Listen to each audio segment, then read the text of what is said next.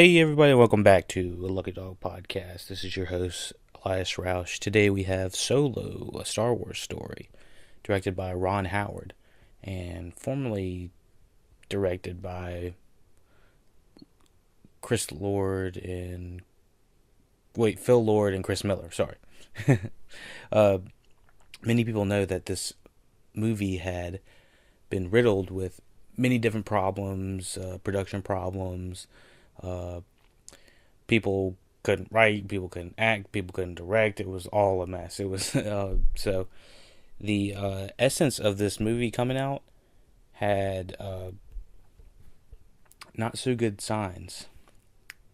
So tonight I went to check out Solo, a Star Wars story, to see if Ron Miller could pick up the pieces of what was left from the disaster that was. It was reported that Lord Miller had created about 30% of the movie, not including the casting and writing and plotting and everything that went into it before. But what apparently was happening was there was a lot of going off script, which is their style. Lord Miller are the directors known for 21 Jump Street and Brooklyn Nine-Nine and a couple other comedies, movies, and shows that are creative, but just not in the cinematic style or in the style that Kathleen Kennedy was looking for, who is the head of the Star Wars franchise as of this moment and steering where everything is going. So she took them off the project, put Ron Howard on. I was like, I got to see how it's gonna go down. So this was written by Lawrence Kasdan and Jonathan Kasdan. Sorry, Solo, a Star Wars story. We'll discuss it in spoiler-free detail at first, and then we'll go into a little bit of a spoiler discussion as well. I'll let everyone know when the spoilers are about to begin, so you can hop out if you haven't seen it.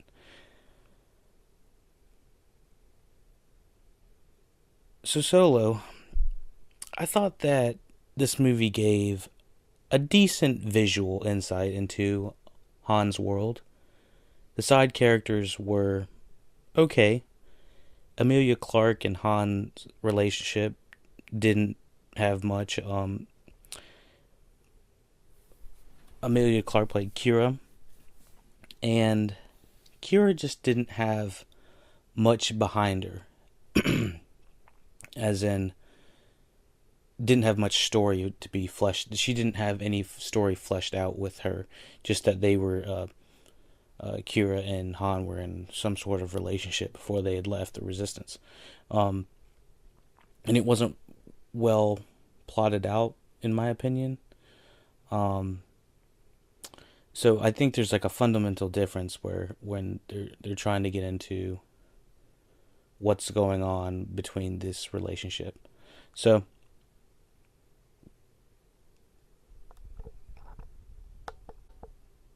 the relationship between the different characters that interacted with Han kind of went all over the board. I would say some really worked, some really didn't work. I really enjoyed Chewie and Han, the interactions they've had together. They worked well on screen. Donald Glover as Lando Calrissian, they worked together good on screen. Woody Harrelson, as always, everyone knows he brings much needed focus that centers around the group that is is formed within the movie. So assuming that you've probably seen the trailers for this film, they kind of set it up as if it's going to be, we're building a team, and Woody Harrelson's going to be, kind of heading it, and as he plays Beckett. It's I don't think that it's spoilers to say that that sometimes the marketing might not show you exactly what you're about to get into. And I would kind of say it's not so much we're building a team. Yes, a team is built, but it's not so much we're building a team. There's a movie that just came out that did the same thing. We're building a team, and it completely diverted that marketing scheme. Like they might have built a small team, and then put the entire shelved it away right after they did it and didn't come back to it. So there's definitely a team that is built within this, but that's not the movie that you're going to see. You're still seeing the solo story. I'd say this movie grazed over the top of the character depths, and that's probably one of its biggest flaws. And the biggest character depths that it goes into, they really spoon feed you, I would say. Just a little bit too on the nose.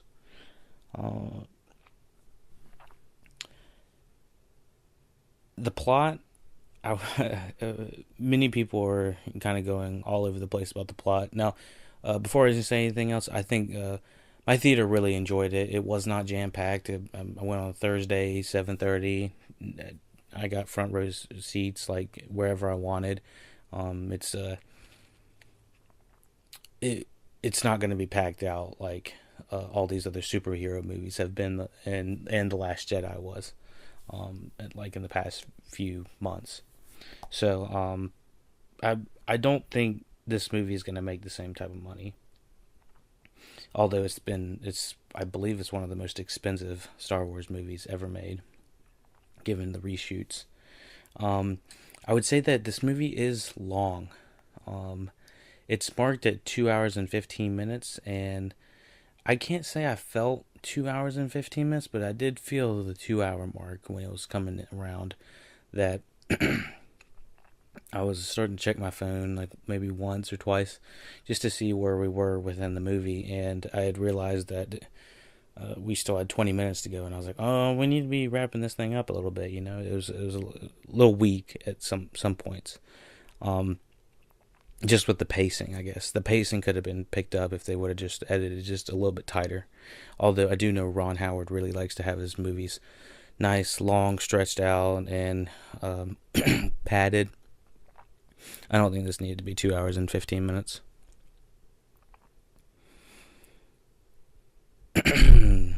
So let's hop into spoilers. This is the spoiler section we are hopping in.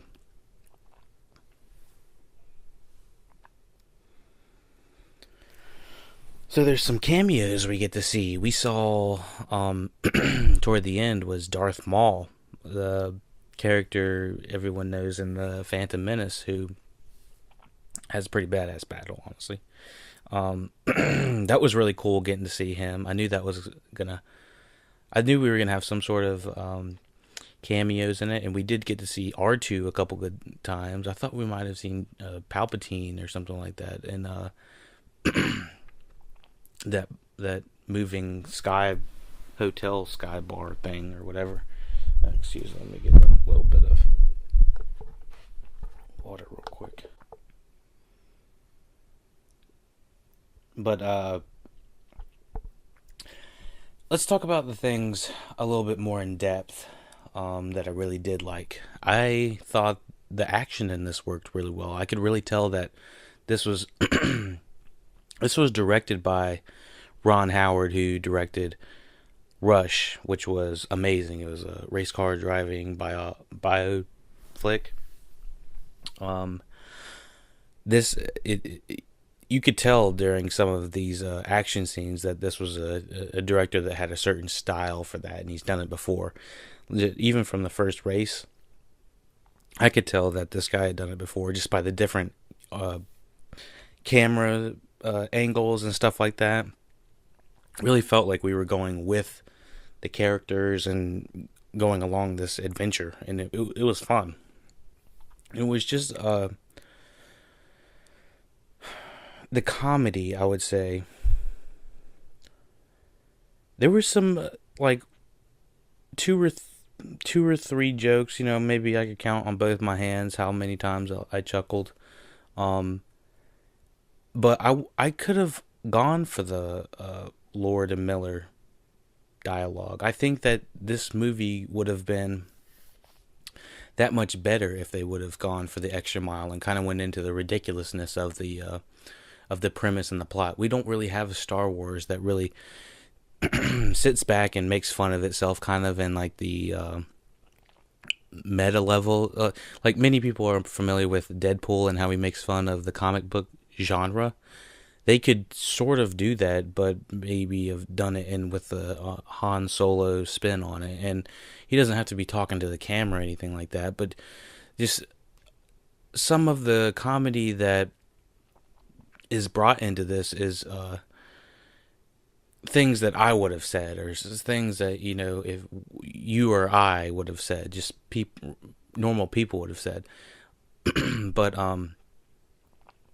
there wasn't much comedy is my thing. I thought that it was kind of it was a dry movie for the most part. And it wasn't necessarily the actor's fault. I just felt like there wasn't many opportunities for them to kind of let out and let go, or you know, I know how good Donald Glover is, and I've seen him do 100 different styles of acting and voices and this, that, and the other, and I only got maybe I don't know, maybe 2 minutes of unrestrained Donald Glover, and there was just a couple scenes where I wanted the camera just to lay on the actor and let them do or say something, so that I can start getting a grasp for who these individuals are. Specifically when we were getting introduced to Lando Calrissian and when he was gambling. Every time he would talk, the camera would shift to another view, and I couldn't really get a good view of what Lando was saying and what his emotions and impressions and how confident he was. So I was a little bit jarred by that. There was a lot of navel gazing and eye gazing at Amelia Clark and Aaron Aldrich, the two actors that played Curie and Han. They worked together kind of as a couple, but we didn't really see any origin story for them. Like I said in the spoiler-free section, they do an okay job, like as a couple, but we didn't really get to see anything that goes behind it. Nothing that really gives it any gravitas to make him say, damn, that it really hits us at the end when she's leaving in the ship, like, damn, my girl's leaving me. Like, she's clearly got some backstory that she never wanted to explain, and we never really get a good explanation about what happened to her, where she been, or what the dealio is, you know? So I was a little jarred by that. I was a little bummed, but I wasn't really let down like I thought it was gonna be. I guess there was so much production trouble behind the scenes that I was just expecting to see so much more. But honestly, this looks like $1,000,000. Like the designs and everything, the sound, obviously the sound effects in Star Wars movies are top notch, and they have to be to put you in the world, in the universe. And this keeps it up there, right up there with all the other Star Wars movies. I do enjoy seeing this world without lightsabers and the Force. Like, those are two big things within Star Wars movies that really kind of go back and forth, good or bad, and should it or shouldn't they use it or kill it or kill people. And it's kind of overrated, and I really like just the groundedness of the worlds without all all that other nonsense. But of course, we did get the Darth Maul cameo, which I thought was kind of cool. I guess Amelia Clark's gonna go work for him or something like that. We didn't get a full detail of what was gonna happen. Maybe comic book readers might know exactly if she plays into being working under him or something like that. But Paul Bettany. I didn't like his face. I didn't like his face at all. His face was like some weird design just made him look like he was breaking out in hives, and I just couldn't think of anything else of what was going on with this guy except for he was just super angry. And since he's the bad guy, he's got to have shit all over his face. He's got to have facial deformities or something like that. It's didn't need to do that. They of course they wanted to do something. It would have been nice if we could have found out Amelia Clark maybe like spilled coffee on his face or something like that, and that's why his face is like that. Now she has a life debt. But yeah, I really enjoyed Chewie and his family, and him trying to release his people or whatever that was. That was cool.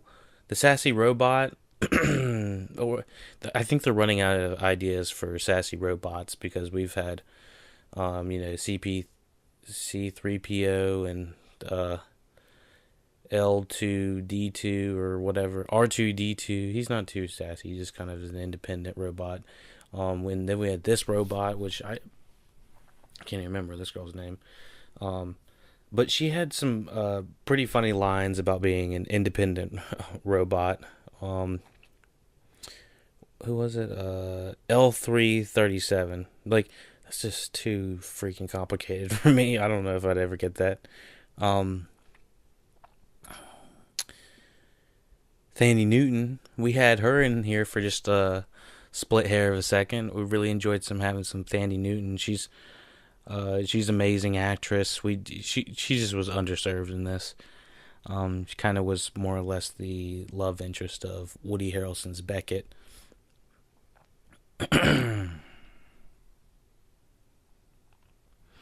So that's well, we got one more character, Corso. I think Corso was the other guy. I thought he was a really cool creature design, and he was pretty funny. Yeah, I think that's what this movie needed. It's not considered a comedy, but it definitely needs to be rewritten as one, just to kind of give it some levity. But other than that, I thought it was a pretty good Star Wars movie. It does some good coloring of world building and showing you kind of the other side of the galaxy without all the Star Wars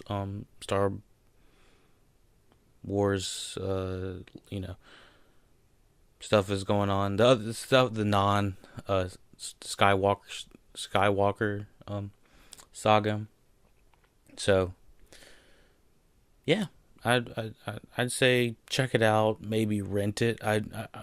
This is not something you have to see in theaters, in my opinion. I mean, yeah, it's beautiful, but I don't know, just didn't hit that mark for me. So, thank you for listening. Rate, share, subscribe. Lucky Dog Podcast. Check us out on Twitter. Email us at luckydogpodcast at gmail.com. Twitter is at Lucky Dog Podcast. Find us on SoundCloud, YouTube, iTunes, Google Play. Thank you for listening, and take it easy.